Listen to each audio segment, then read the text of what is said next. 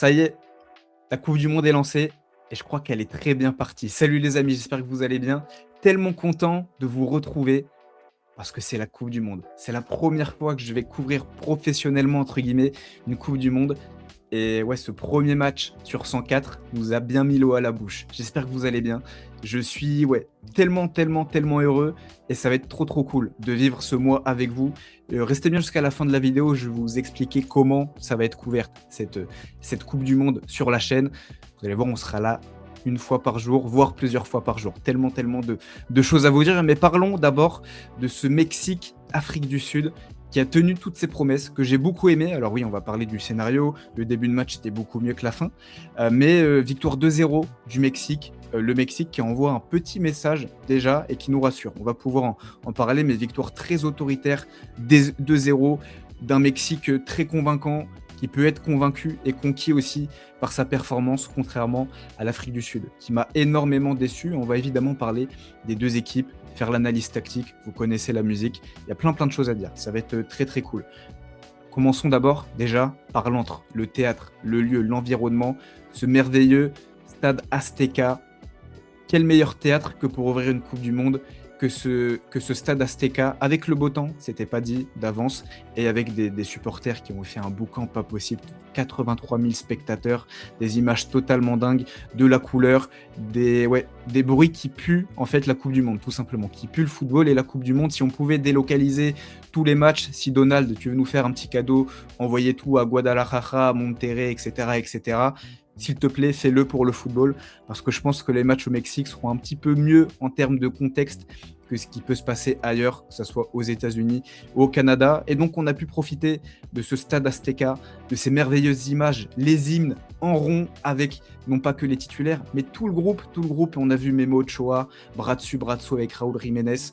C'était immense. Memo Ochoa qui va évidemment, vous l'avez certainement vu passer, disputer sa 6e Coupe du Monde, un record avec Messi et Ronaldo qu'il partagera dans les prochaines semaines. Et ouais, des superbes images pour ouvrir cette Coupe du Monde, d'autant que le Mexique a été au rendez-vous de son rendez-vous et n'a pas eu peur de l'Azteca. C'est la première clé du match. Comme d'habitude, il y aura 3 clés par débrief quand on débriefera un seul match. Même pas peur de l'Azteca pour le Mexique. Et pourtant, il y avait beaucoup d'arguments, d'éléments pour avoir peur de ce contexte. La pression de jouer à la maison, la dynamique aussi de la sélection, qui même si on ne l'a pas vu ce soir, n'est pas la meilleure. C'est clairement pas le meilleur Mexique des 10-15 dernières années qu'on a ces derniers mois. Ouais, il y avait beaucoup d'éléments qui pouvaient mettre sous pression le Mexique. Et pourtant, début de match parfait, sensationnel. On joue la 25e seconde. Ça fait déjà 20 secondes que l'Azteca est en train de chanter olé, olé à chaque passe. C'était lunaire. C'était lunaire. Merveilleuse ambiance qu'on a eue du côté du Mexique. Et tout de suite, cette image très intéressante qu'on ressortira. Mais cette base à 3 du Mexique, pas mal de mouvements analysés des deux côtés. On en reparlera un petit peu plus en détail juste après. Juste pour vous dire que le Mexique fait une superbe entame de match dans les intentions, dans la maîtrise. C'est absolument parfait. Va presser très haut. Raúl Jiménez dans la surface. 2 joueurs aux abords de la surface. Veut imposer le rapport de force à son adversaire. Trouve des positions de centre très dangereuses. Ici pour trouver Raúl Jiménez justement en retrait. Reprise de volée de Raúl Jiménez et Ronwen Williams sur la trajectoire. Juste ici aussi, tout de suite. On joue que 8 minutes. L'Afrique du Sud ne voit pas le jour dans ce début de match. Et là, encore une fois, une phase de pression haute. Raúl Jiménez qui a forcé Ronwen Williams à relancer. Sitole qui est touché dos au jeu. Et là, tout de suite, entouré par 4 Mexicains. Sitole est isolé entre 4 Mexicains qui vont venir le presser. On voit les attitudes, les langages corporels qui disent beaucoup sur la volonté du Mexique d'aller presser, d'aller harceler le porteur de balle. Lira, le numéro 6 du Mexique, qui a fait un top match d'ailleurs, sort directement, intervient parfaitement, s'impose au duel, récupère le ballon haut, ballon dans les pieds de Quiñones, qui va frapper, qui va armer le pied très lourd qu'il a, on va en reparler, et faire la différence. Ici, frappe qui va, alors, très mal tracé, mais qui va finir entre les jambes de Ronwen Williams, frappe lourde, but pas exceptionnel, mais but plein de sens au bout de 8 minutes. Tu mènes déjà face à ton public, tu réussis ton entrée en lice en Coupe du Monde. Et vu l'explosion de ce groupe, mais aussi du stade, le boucan que font les 83 000 Mexicains dans le stade, c'est phénoménal. Les images et le son aussi étaient absolument dingues. Et OK, ça aurait été un rêve d'y être. Match d'ouverture de la coupe du monde au stade Azteca, ouais, il y a difficilement mieux, surtout quand le Mexique régale autant. Ouais, le Mexique mène 1-0 au bout de 8 minutes et il y a aucun débat, aucune contestation possible puisque le Mexique a appliqué une recette très bien connue, une recette parfaitement lue, parfaitement transformée en très, très bon repas. La recette du Refe Aguirre, Javier Aguirre, le coach, qui est très critiqué, plutôt critiqué du côté du Mexique, mais qui, pour le coup, sur les matchs de prépa, je me suis fait les longs résumés, les 3 matchs de prépa avant la Coupe du Monde, plus ce match-là, me rassure énormément. Ça va être intéressant de suivre le Mexique sur la suite de la compétition. Pourquoi? Parce que M. Javier Aguirre tient quelque chose. Merveilleuse histoire d'ailleurs. Javier Aguirre, sélectionneur mexicain, Hugo Bros, sélectionneur sud-africain. Ces deux hommes, 40 ans plus tôt, ils s'affrontaient lors d'un mondial au Mexique. Belgique versus Mexique. Hugo Bros est ici, Javier Aguirre est ici. 40 ans plus tard, ils ouvrent encore la Coupe du Monde. Ils ouvrent la Coupe du Monde au Mexique, sur le banc cette fois-ci. Et j'ai plus le résultat, j'ai pas du tout le résultat de ce Belgique-Mexique 86. Par contre, le résultat du Mexique-Afrique du Sud de ce soir, on l'a. Et il y en a un qui a outcoaché l'autre. Comme on dit en NBA, il y en a un qui s'en est beaucoup mieux sorti que l'autre. Et le Refe Aguirre, ouais, parfait. Parfait. Je vous remontre cette image, cette fois avec quelques annotations. Cette base à 3 du Mexique, très intéressante à la construction.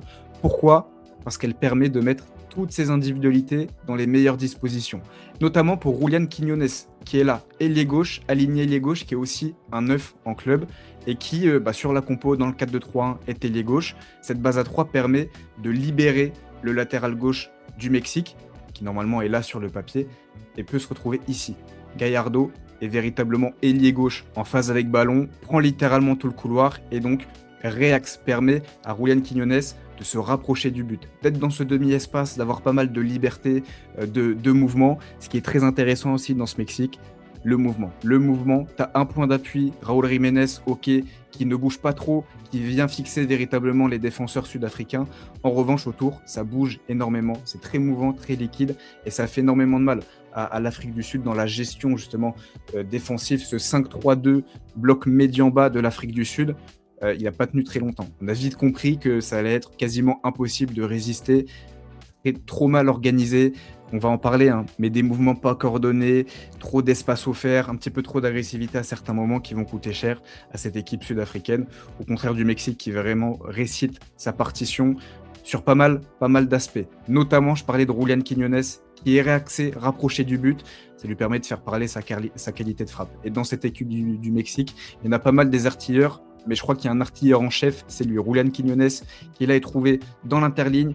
Le jeu du Mexique, l'animation offensive, permet aussi de pas mal trouver cette interligne avec un Raúl Jiménez qui fixe la ligne défensive, pas mal d'espace entre le milieu et la défense sud-africaine. Et le Mexique l'a très souvent trouvé, notamment avec Julián Quiñones, qui là est à 30 mètres, va frapper, ça va frôler la lucarne. Encore ici, arriver à trouver dans la zone en retrait après un centre, va trouver le poteau. Énormément de dangers amenés par Julián Quiñones et aussi par l'animation défensive du Mexique, parce que c'est vraiment ce soir un match très complet avec et sans ballon. Ici, la pression haute du Mexique sur le but qui va récupérer et ça va déboucher sur le but, on l'a vu. Ici aussi, Raúl Jiménez, très concerné, très impliqué, va récupérer le ballon et permettre une action offensive du Mexique. Ici aussi, la pression sur le porteur, dégagement loupé. Tout de suite, on verticalise, on se retrouve avec une position dans la surface qui sera mal exploitée. Ici c'est ultra parlant. Encore une pression, je crois que c'est Quiñones sur Owen Williams. La passe ici est très difficile à faire. Ici, le défenseur est fixé par un Mexicain, très difficile de jouer. Ici, le numéro 4 ne peut pas être trouvé.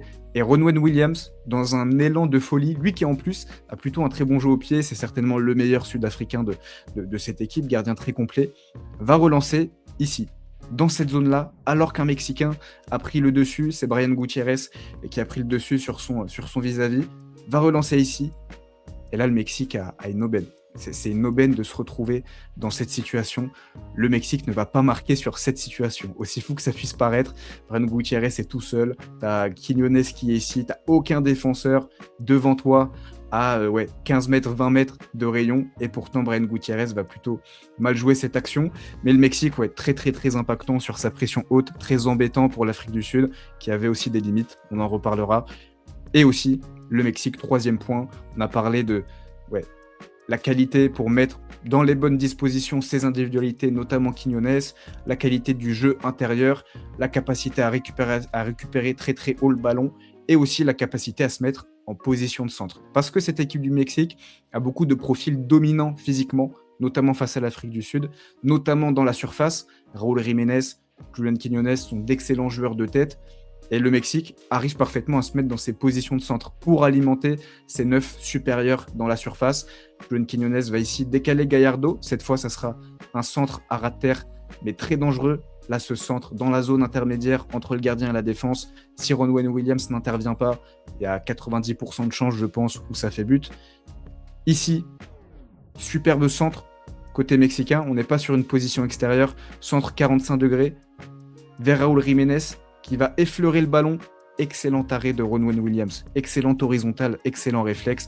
À ce moment-là, ça peut très très vite faire 2-0 pour le Mexique. Et ouais, le Mexique, cette base à 3 avec un 9 très point d'appui, j'ai envie de dire, avec Raúl Jiménez, un Julián Quiñones qui s'approche de lui, qui arrive à se positionner dans les zones dangereuses. Un Lira très gestionnaire, Super 6, je le découvre. Et ouais, j'ai beaucoup aimé son match. Et autour de ça, pas mal de mouvements pour impacter l'adversaire. Ouais, ce Mexique m'a vraiment plu dans son animation offensive. Et c'est tout naturellement, après 66 minutes, après un carton rouge de l'Afrique du Sud, on en reparlera, que le Mexique va inscrire le but du 2-0. Encore une position de centre trouvée. Vers qui? Vers Raúl Jiménez, ce profil dominant de la tête qui va faire parler la tête, qui va doubler la mise, sceller la victoire. Et cette image, elle est exceptionnelle. L'histoire de Raúl Jiménez est exceptionnelle. C'est déjà, après 67 minutes de Coupe du Monde, l'une des très grandes histoires de ce mondial. Il est en pleurs, ultra ému, parce qu'il revient de très loin, presque de l'impossible. Lui qui, en 2020, subissait un terrible choc lors d'un match de Première Ligue, fracture du crâne. C'est un miracle que je sois encore là, il disait.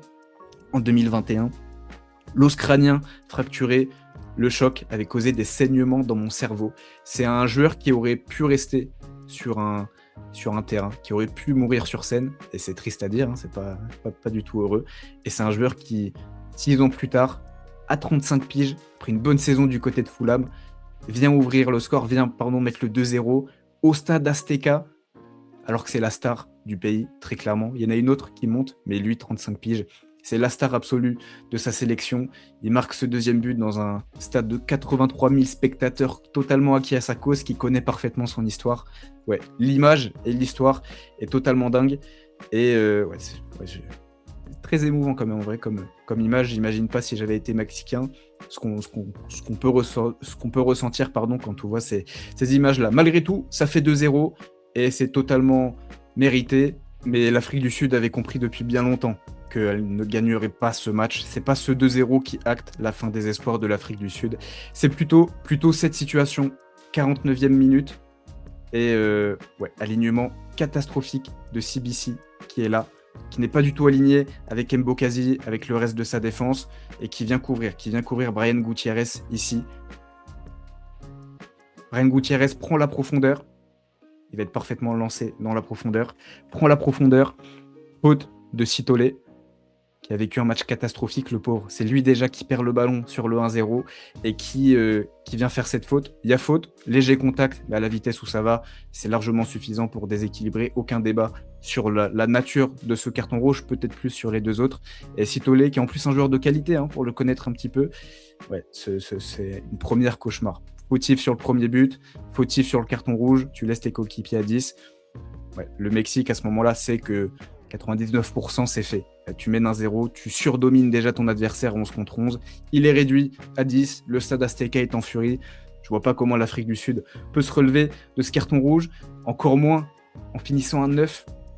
La petite claque de Temba Zwane, un peu dur en vrai, le rouge. Je peux le comprendre, il n'est pas totalement scandaleux, mais je suis même pas sûr qu'il veuille mettre une claque. C'est dans la continuité du mouvement. Là, on joue, c'est pas une action arrêtée, on joue. Et Temba Zwane va prendre ce rouge. L'Afrique du Sud vit un premier match cauchemar, 9 contre 11 au stade Azteca. Tu te fais absolument rouler dessus. Ouais, rien à dire. Et j'ai été extrêmement déçu par cette Afrique du Sud. Des Bafana méconnaissables. Ceux qui ont suivi la CAN ici, vous savez que je suis un vrai bon petit suiveur du foot africain, que j'aime beaucoup l'Afrique du Sud, que j'aime beaucoup aussi les Mamelody Sundowns, pardon, qui sont la grosse ossature de cette équipe d'Afrique du Sud, qui sont, que ce soit l'Afrique du Sud ou les Mamelody, deux équipes très offensives, très portées vers l'avant, très protagonistes, et c'est pas ce qu'on a vu ce soir. En tout cas, qui n'avaient pas les moyens d'avoir ces velléités protagonistes, au-delà des alignements catastrophiques, au-delà de ces récupérations, de ces relances catastrophiques, là, tu donnes la balle à un Mexicain dans ta surface, il y a beaucoup, beaucoup de limites, notamment techniques. J'ai trouvé le standard technique de l'Afrique du Sud très faible, alors que pourtant, sur le continent africain, c'est l'une des équipes les plus techniques. C'est vraiment la véritable force de cette équipe, le collectif et la qualité technique qu'il peut y avoir dans ces petits gabarits. La long ballon, passe de Lyle Foster, pas du tout dans le bon ton pour Apolli, ça va finir en touche. Ici, passe en profondeur intéressante à attaquer. Je suis pas sûr qu'il soit hors jeu là, le ballon est déjà sorti de la chaussure. La passe sera beaucoup trop longue, ça sera dans les bras du gardien mexicain. Ici, possibilité d'attaquer la profondeur avec la passe beaucoup trop appuyée, ça sera dans les gants aussi du gardien mexicain de Randrel. Ouais, beaucoup de limites à cette équipe sud-africaine pour attaquer la profondeur quand elle réussissait à sortir de la pression. Parce que ça a aussi été une des très grosses limites. On a vu pas mal de situations où le Mexique embête l'Afrique du Sud sur ses phases de pression haute. Ronwen Williams, à un moment, s'est dit on va davantage allonger le jeu, essayer de jouer les seconds ballons. Même là-dessus, l'Afrique du Sud et ses petits gabarits, hormis Lyle Foster, ont eu pas mal de difficultés à exister. Le Mexique a très vite récupéré le ballon et le Mexique a pu tranquillement dérouler sa partition. Mais c'est autant grâce au Mexique qu'à la faiblesse aussi de l'Afrique du Sud ce soir, qui, jusqu'à la fin, c'était le calice jusqu'à la ligne. Ici, le Mexique vient de prendre un rouge, plutôt contestable d'ailleurs pour le coup. En tout cas pas nécessaire vu le scénario du match et vu la faute. Coup franc, bien placé, tu dis allez on va sauver l'honneur, peut-être relancer le suspense à 3-4 minutes de la fin, on n'est plus qu'à un de moins, tu vas jouer ce coup franc à 2 et tu vas le manquer. Tu vas même pas pouvoir toucher le ballon ici et le Mexique va récupérer le ballon. C'est ta meilleure situation du match ici, c'est la meilleure position de frappe que tu as et tu la gâches comme ça. Ouais, tout était à l'envers côté sud-africain, 0,07 XG créé pendant 90 minutes. Et il n'y a pas de avant ou après carton rouge. Et évidemment, après le carton rouge, tu subis encore plus. Mais avant, déjà, je ne suis pas allé voir les stats, mais le Mexique devait déjà avoir peut-être son XG de créer, était largement au-dessus de cette équipe sud-africaine. Ouais. Cet homme que j'aime beaucoup, Hugo Bross, on parlait tout à l'heure du Réfé Aguirre. Monsieur Hugo Bross, qui a fait un merveilleux travail du côté de l'Afrique du Sud, qui a amené cette sélection, malgré une absence de véritable star, à une 3e place à la CAN. C'est assez formidable le travail qu'il a fait, mais on sent une équipe en fin de cycle, un coach qui a peut-être pas forcément tout le temps fait les bons choix, qui s'est un peu trop renié, je trouve. On parlait de cette équipe sud-africaine très protagoniste, très proactive, avec de vraies idées à la construction, dans l'élaboration du jeu. Ce qui fait la force de l'Afrique du Sud et des Mamelody Sundowns. Ce soir, on n'a pas vu ça côté sud-africain et je pense que Hugo Bross, ok, il y a des limites techniques individuelles dans cette équipe. Je pense que Hugo Bross aussi, par la proposition qu'il a envoyée sur ce match, est en partie responsable du fiasco sud-africain. C'est un mot fort, mais si on se focalise sur ce match est un fiasco, totalement manqué par les Sud-Africains qui m'ont beaucoup déçu, même si je n'attendais pas à ce que l'Afrique du Sud soit qualifiée, je m'attendais à une meilleure résistance, une meilleure proposition, un rapport de force beaucoup plus équilibré. Mais je l'ai dit, c'est autant à cause de l'Afrique du Sud que grâce à ce Mexique qui m'a vraiment impressionné. Je ne m'attendais pas à un tel récital. Les matchs de prépa avaient été très très bons. Tu pouvais aussi relativiser par rapport à l'adversité. Je pense notamment au match face à la Serbie. Allez vous faire le résumé, c'est un sketch absolu ce que fait la Serbie. Il y a 2 contre son camp, enfin bref, c'est une catastrophe absolue. Et je m'étais dit, ok, c'est positif, mais est-ce que dans un contexte Coupe du Monde, quand tu as comme ça 83 000 spectateurs, la pression de tout un pays, tu sais que la sélection est loin d'être à son prime, face à des adversaires de meilleure qualité, est-ce que le Mexique est capable véritablement d'être très compétitif ? Je voyais le Mexique se qualifier, mais j'ai peut-être rehaussé un petit peu le statut du Mexique. Ce soir, j'ai beaucoup aimé aussi certaines individualités. On en a parlé, mais Quiñones, Jiménez, Lira sont pour moi les hommes forts de cette équipe. Ils ont tous fait un très bon match dans l'ensemble. Gutiérrez aussi, que j'ai plutôt bien aimé, très inefficace, pas mal de déchets, notamment dans les derniers mètres. mais dans son volume de jeu, dans son impact sur la pression, c'est peut-être le meilleur harceleur de cette équipe sur ce match-là. Ouais, j'ai beaucoup aimé Alvarado aussi sur son côté droit, a été très très bon. Et côté sud-africain, ouais, le match cauchemar de Sitole, mais on va observer avec attention cette équipe du Mexique. J'ai parlé de pas mal d'individualités. Il en manquait un. Il en manquait un dans ce 11. Le génie, Gilberto Mora, qui est entré en jeu. Je vous l'ai présenté dans les cracks à suivre de cette Coupe du Monde. Il est entré en jeu. Le bruit, le boucan qu'a fait le stade d'Azteca, quand je vous disais que c'est l'espoir de tout un pays, mais véritablement l'espoir, pas l'espoir, le U21, l'espoir, la croyance de tout un pays, le sauveur de la nation, ah, c'est lui. Quand tu vois le boucan que fait le stade Azteca, j'ai hâte de le voir titulaire, avoir plus de minutes dans un contexte un petit peu plus révélateur qu'une opposition 11 contre 10. Il a été intéressant, mais contexte assez peu révélateur finalement. Si tu tentes dans ce match et que tu n'es pas intéressant quand tu es mexicain, c'est là que c'est problématique. Mais ouais, très hâte de voir Gilberto Mora remis pleinement de ses soucis physiques des dernières semaines et en capacité de débuter un match avec ce Mexique. Ça va être une autre attraction de cette sélection mexicaine que j'aime beaucoup. Comme d'habitude, la grande question, il y en aura une à chaque débrief.